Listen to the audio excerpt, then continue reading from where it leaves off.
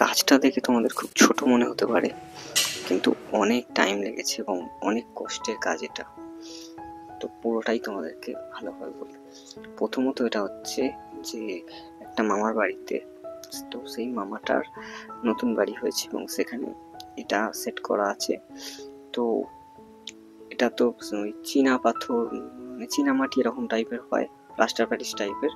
তো ওটাকে কালার করে কালারফুল করার জন্য আমাকে বলা হয়েছিল। উপরে দিকে তাকিয়ে প্রথমত হচ্ছে এত গরমে সেখানে কোনো পাখা নেই, কারণ পাখাটা এখানেই টাঙানো।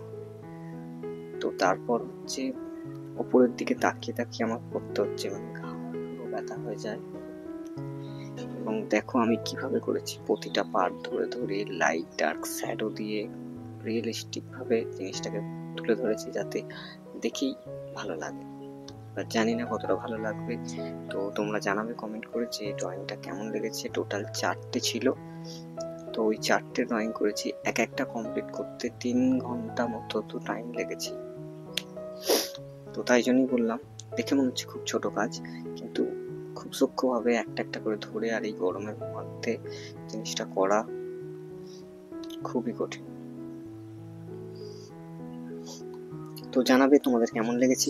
আজকের ভিডিও এই পর্যন্তই, আবার দেখা হচ্ছে খুব তাড়াতাড়ি নতুন ভিডিওতে। আর যদি ভালো লাগে চ্যানেলটাকে সাবস্ক্রাইব করে নেবে, লাইক কমেন্ট শেয়ার করে দেবে।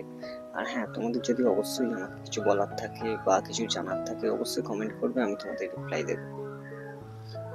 তো ভালো থাকবে, সুস্থ থাকবে, সদা সর্বদা সিম্পল আর্ট আমার চ্যানেলের সাথে জুড়ে থাকবে।